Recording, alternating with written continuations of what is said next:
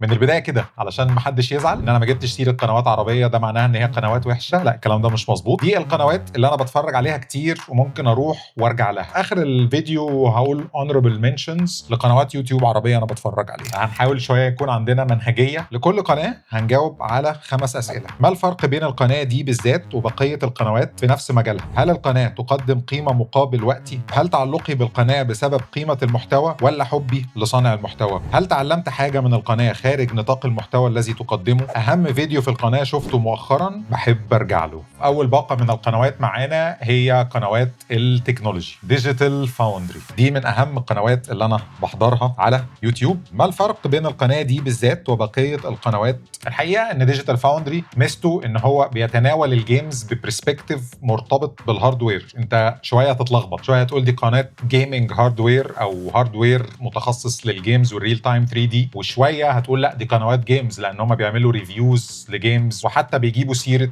الريترو جيمز. وده الفرق ما بينها وما بين اي قناه في النيش بتاعها. انت لو عايز تتفرج عليها بشكل جيمنج بحت هتلاقي ريفيوز عن الجيمز وريفيوز عن الاجهزه، وبيدخل لك في تفاصيل الهاردوير. ولما يكون مثلا في هاردوير ضعيف بيبتدي يقول لك الديفلوبر ده عمل ايه علشان يورك اراوند ضعف الهاردوير. يعني ازاي مثلا خلوا اللعبه دي تشتغل على الستيم ديك بنفس كفاءه مثلا البلاي ستيشن 5، او شغلوها على البلاي ستيشن 5 ازاي بنفس كفاءه البلاي ستيشن 5 برو. وعنده تولز بيقيس بيها انا ما شفتش ولا اي قناه تانية على يوتيوب بتقيس بنفس التولز دي. بيقيس الفريم ريتس بدقه وبيقيس الفريم ديبس وبيعمل ستريس تيست وبيتكلم بطريقه الى حد ما علميه بس مبسطه وممكن اي حد يفهمها. فمعظم التكنيكال ريفيوز اللي بتكتبها حتى المجلات الكبيره غالبا لما بيجوا يتكلموا في الحته بتاعت الهاردوير بينقلوا دايما الكلام عن ديجيتال فاوندري، او بيستنوا علشان يبتدوا ينقلوا عنها، لان ديجيتال فاوندري عنده اجهزه قياس للبرفورمانس بتاع اللعبه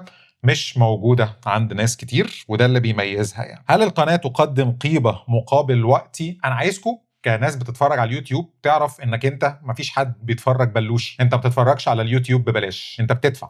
الكرنسي في اليوتيوب او العمله في اليوتيوب هي وقتك. انت بتدفع وقتك مقابل بتاخد بقى ايه فاليو او بتاخد قيمه. والله شفت فيديو ترفيهي اتسليت ضحكت يبقى انا كده دفعت وقتي وخدت تسليه، وهو خد منك شويه اعلانات شفتها ممكن تبقى انترستد في منتج. وبالتالي في كل قناه هنقولها اقول الفلوس اللي هو خدها مني اللي هي الوقت دي اداني مقابلها فاليو ولا لا. والحقيقه الفاليو اللي ديجيتال فاوندري بتقدمها كبيره جدا جدا جدا جدا. هل تعلقي بالقناه بسبب قيمه المحتوى ولا حبي لصانع المحتوى؟ لا، بسبب قيمه المحتوى. لو انتوا بصيتوا على الناس بتوع ديجيتال فاوندري هم مش ناس انترتيننج قوي، مش ناس مسليه، مش الكاريزما الرهيبه، ولا بيعمل حتى كمان فانسي اديتنج، بس تحب تتفرج عليه لان المحتوى قيم قيم قيم. والله تعلمت من القناه ديت الكونسيستنسي للفكره، وانك انت تنزل عليها نفس الفكره مره واثنين وثلاثه في الاخر خالص بيخلق كوميونتي، والكوميونتي دي فعلا بتبقى مخلصه للي انت بتقدمه وممكن يدافعوا عنك في غيابك. فده اللي انا اتعلمته منهم خارج النيش. اهم فيديو شفته في القناه مؤخرا دوروا عليه على ديجيتال فاوندري هو الريفيو بتاع نينتندو سويتش 2، لان هم اول ما الجهاز ده نزل الدنيا كانت مقلوبه واوعى والجهاز، وانا طبعا اولهم. هم كانوا اول ناس بكل صدق يقولوا ان الجهاز دوت نازل فيه عيب في الشاشه، ان الشاشه الريفريش ريت بتاعها بطيء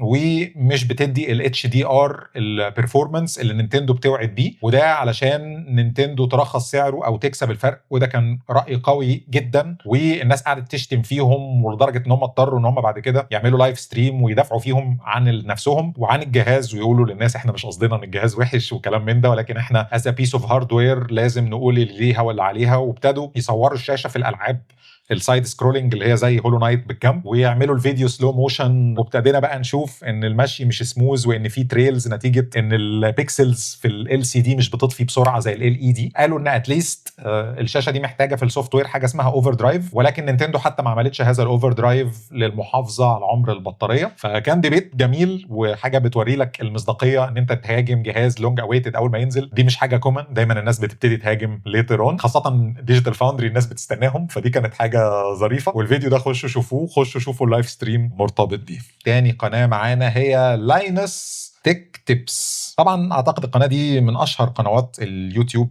على الاطلاق. الراجل عنده 16.8 مليون سبسكرايبر. ايه الفرق بقى بين القناه دي بالذات وبقيه القنوات في نفس مجالها؟ ان هو بيقدر يشرح لك ماده علميه تقيله بس انت تحس انك بتتسلى. يعني بيعرف يعمل ساندويتشنج لكلام علمي غليظ في في صوره ان هو انترتينمنت شو. دايما لما بتيجي القنوات وحتى برامج التلفزيون تعمل الحركه دي، يا بيديك محتوى تافه الغرض منه ان احنا بقى بنقعد نضرب ونتكلم واحكي لك وكانت والشركه عملت والكلام ده، يا اما بتقلب محاضره بيزنس، يا اما بجوف الكلام كله من الكلام العلمي فالكل يبقى موجه لكل المستخدمين، يا اما بتخش في حاجه ديب بس بتفقد الناس اللي عايزه تتسلى وبتقلب محاضره علميه. انا بزعم ان انت عشان تقدر تحقق المعادلتين مع بعض دي موهبه من عند ربنا. لاينس عنده الموهبه دي، وده اللي بيفرق ما بين لاينس تيك تيبس والقنوات التانية. لاينس تيك تيبس عليها كلام نيجاتيف جدا اليومين دول، هي كبرت وبقت مؤسسه وعندها موظفين، وعليها كلام وحش جدا من الموظفين ان هم بيعاملوا الناس بطريقه وحشه، وان هم بيخلوا الناس يشتغلوا شغلانات غير شغلاناتهم. يعني لو واحد مثلا بيشتغل مونتاج بيبتدي يشتغل معاهم في الاستوديو، بيبتدي يشتغل معاهم في التجارب العلميه، ومش بعيد بيطلبوا يروق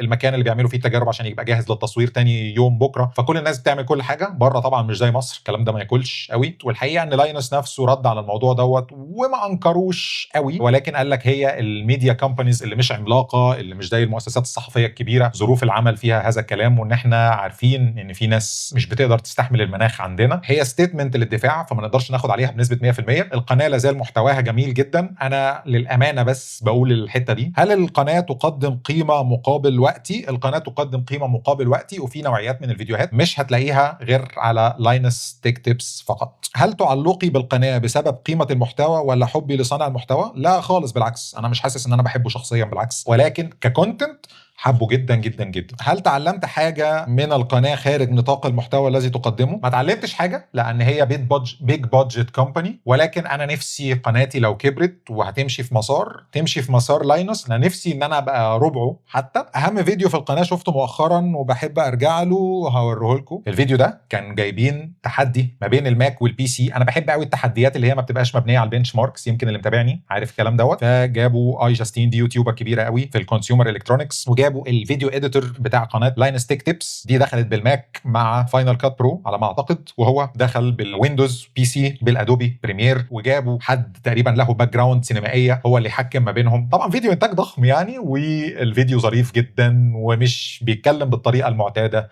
اللي انتوا عارفينها. جيري ريج everything. جيري دوت بيمسك اي جهاز بقى بينزل من الكونسيومر الكترونكس، ياخد الجهاز ده يشرحه ويشوف الجهاز ده ديورابل وسهل الصيانه وسهل التصليح ولا لا. ما الفرق بين القناه دي بالذات وبقيه القنوات في نفس مجالها؟ الفرق ان هو عرف يحط نفسه في نيش او في حته مفيش حد فيها، وهو ان هو بيجيب الجهاز يفكه ويكسره ويولع في الشاشه بتاعته ويمسك المفك يقعد يجرح فيه ويقدر يعمل له ستريس تيست، ونتيجه الستريس دي بيقول لك الجهاز دوت بالنسبه لسعره هيعيش معاك ولا مش هيعيش معاك. بالنسبه لي انا مفيش حد بيقدم ده بالكواليتي دي غير هو ده. بس انا لو عايز اتفرج على تير داون، اسمها تير داون فيديوز، جيري ريج everything بيرفكت، فديفنتلي قيمه مقابل وقتي. هل تعلقي بالقناه بسبب قيمه المحتوى ولا حبي لصانع المحتوى؟ لا طبعا المحتوى. هل تعلمت حاجه من القناه خارج نطاق المحتوى الذي تقدمه؟ الحقيقه يعني انا كان نفسي كيوتيوبر او كفي حياتي العمليه اتعلم منه حاجه تانية، بس هو يعني لا ما حصلش.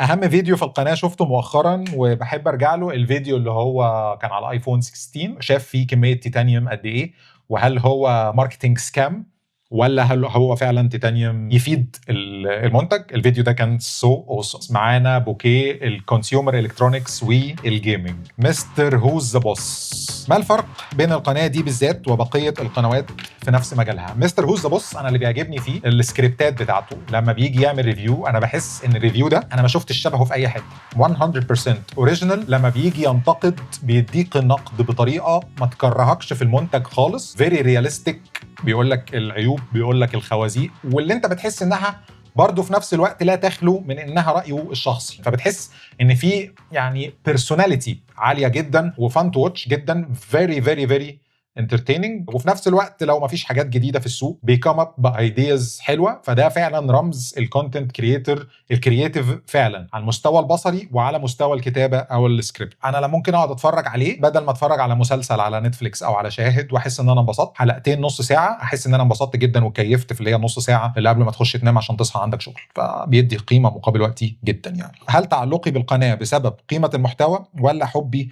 لصانع المحتوى؟ قيمه المحتوى وحبي لصانع المحتوى.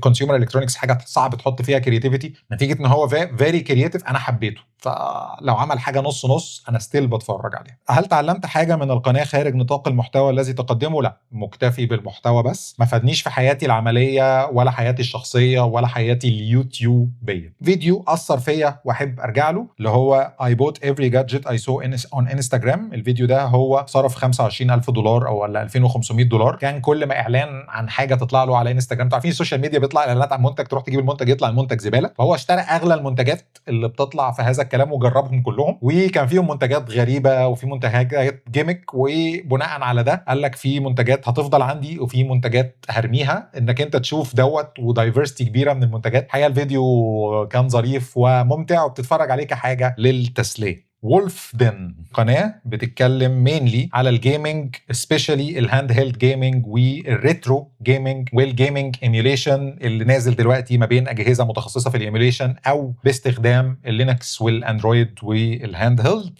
ما الفرق بين القناه دي بالذات وبقيه القنوات اللي في نفس مجالها؟ اول حاجه البرزنتيشن بتاعه مختلف عن بقيه القنوات. ثانيا هو بيتكلم على الريترو جيمنج في ثوب جديد، يعني ما بيتكلمش على الريترو جيمنج في ان هو انا كان عجباني العاب الجيم بوي فيبتدي يتكلم على الجيم بوي، لا هو بيتكلم الايميوليتد فيرجن والهاند هيلد فيرجن والمودنج، وبيتكلم في حاجات كتير تحس ان هي ملهاش علاقه ببعض بس الشو كله بيكمل بعضه. هل القناه تقدم قيمه مقابل وقتي؟ مش في كل فيديوهاتها، يعني في الاخر خالص هو يوتيوبر فلازم هتلاقي فيديوهات ضرب او ملو شرايط، ولكن كل 3-4 فيديوهات بيبقى فيه فيديو في الجون. هل تعلقي بالقناة بسبب قيمة المحتوى ولا حبي لصانع المحتوى؟ لا، بسبب حبي لصانع المحتوى. أنا بوب ده بحبه، ظريف ودمه خفيف وبيقدر يعمل نوع من أنواع الكوميديا اللي هو ما بيستخفش دمه بس هتضحك. هل تعلمت حاجة من القناة خارج نطاق المحتوى الذي تقدمه؟ هو الحقيقة بوب في فيديو ياخدك في جنب يكلمك على تجربته في اللايف ستريمز، يكلمك على تجربته في ثبات الانترنت، يكلمك على تجربته في التصوير، يروح معارض وياخد الكاميرا ويعمل لك فيلوجات.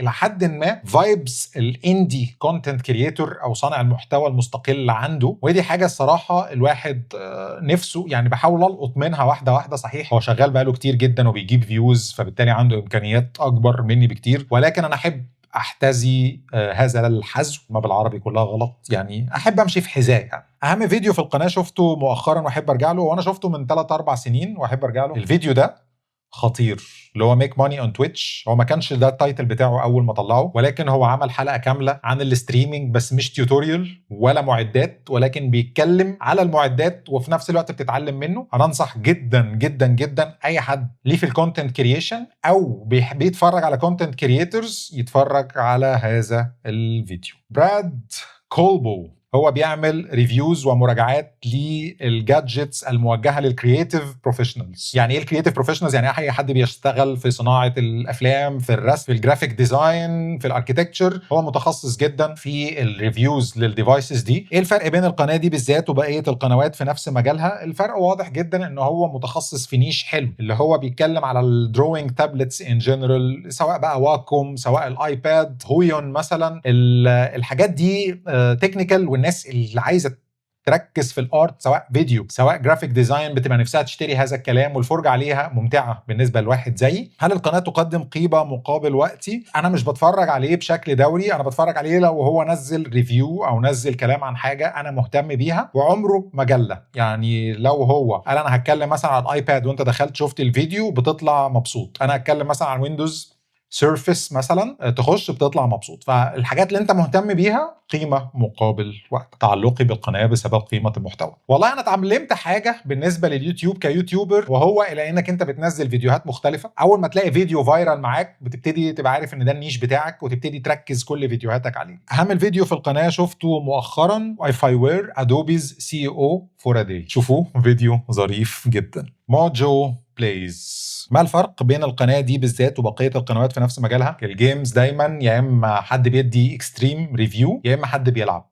ما بين البنين بقى اللي هو انت بتتسلى بالجيمز من غير ما نكون بندي ريفيو، بس بتشوف حاجات ومعلومات عن العاب وفرانشايزز انت بتحبها، زي احسن كذا بوس ولا لا، او تقول يا ده انا البوس ده انا قابلته كان فعلا صعب جدا، لا ده انا ما قابلتوش، انا ممكن افتح اللعبه وارجع له ونشوف الدنيا دي ايه. الحاجات دي بتبقى ظريفه وبتعمل زي فايبس وجو مع الجيمز اللي انت بتحبها، وكمان بتقدم لايف ستريم كانك فاتح قناه على التلفزيون. مشغله فيديو جيمز، فده الاختلاف. هل القناه تقدم قيمه مقابل وقتي؟ تعتبر اضعافهم كقيمه مقابل الوقت، وعشان كده انا صنفتها انها قناه تتفرج عليها وانت فاصل دماغك. هل تعلقي بالقناه بسبب قيمه المحتوى ولا حبي لصانع المحتوى؟ بسبب قيمه المحتوى، لان غالبا صانع المحتوى ما بيظهرش، انت بتبقى شايف الجيمز على طول. هل تعلمت حاجه من القناه خارج نطاق المحتوى الذي تقدمه؟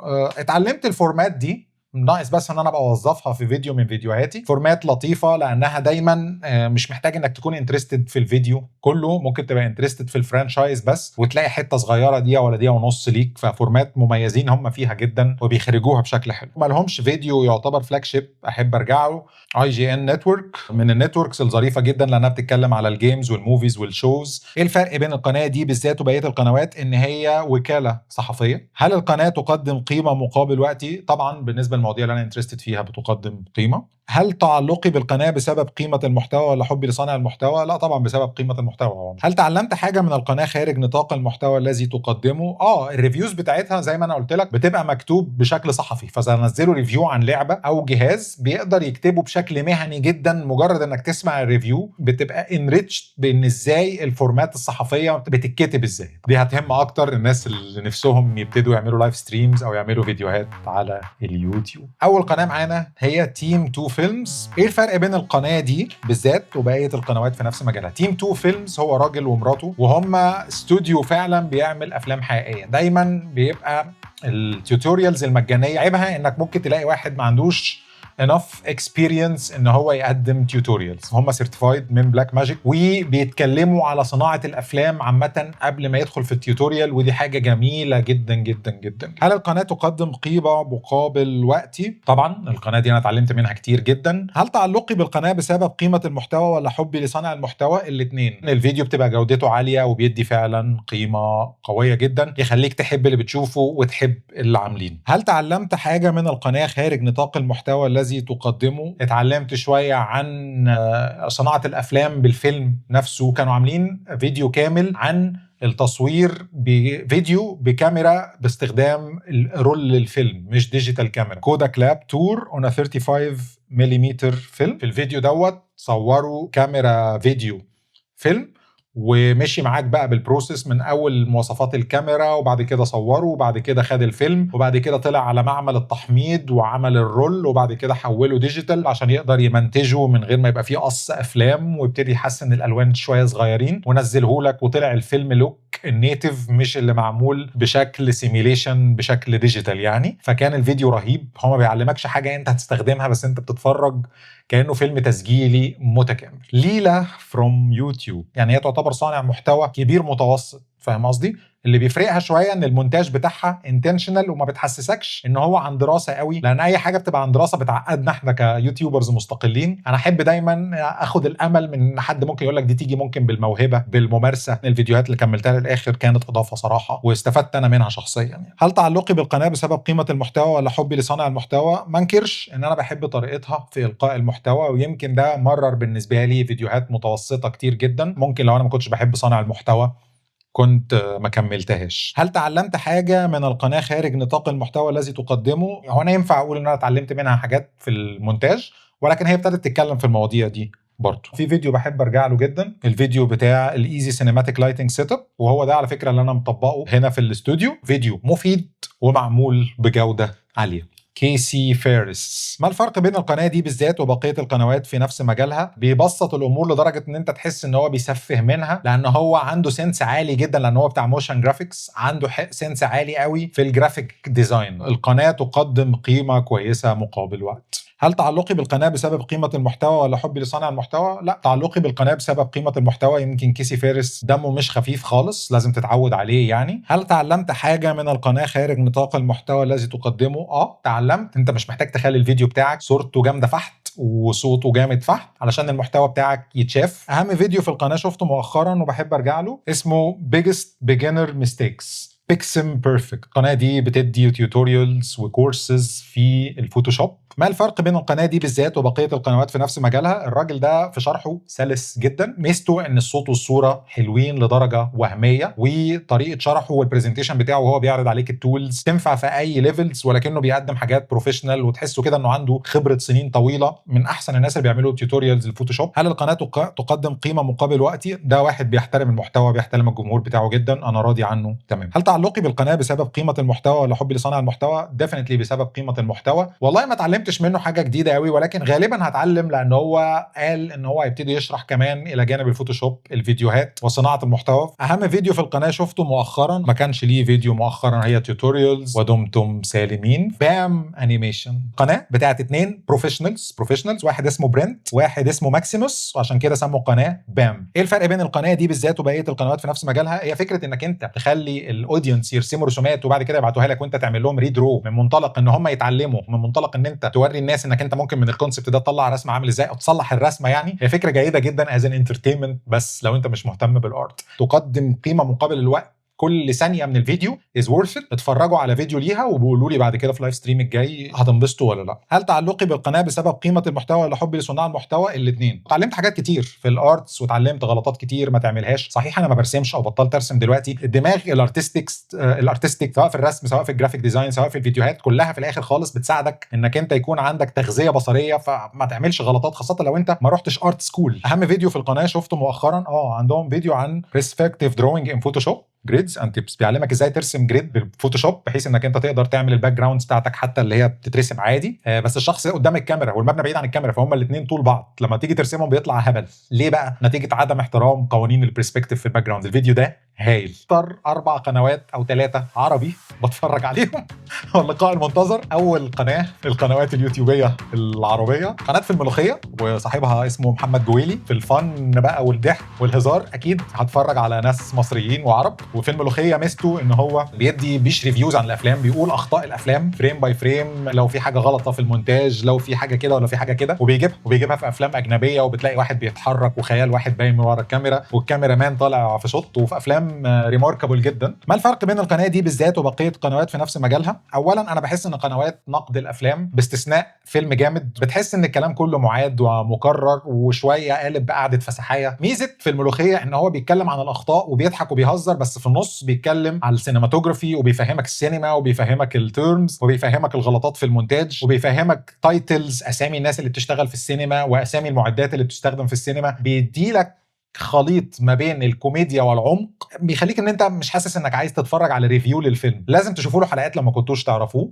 وانتوا هتفهموا قصدي. هل القناه تقدم قيمه مقابل وقتي؟ انا عايز اقول لكم ان اخر مثلا 10 15 حلقه كل حلقه فيهم انا على الاقل شفتها مرتين. هل تعلقي بالقناه بسبب قيمه المحتوى ولا حبي لصانع المحتوى؟ الاثنين. بيضحكك ويضحك معاك وما يحسسكش ان هو بيستظرف. هل تعلمت حاجه من القناه خارج نطاق المحتوى الذي تقدمه؟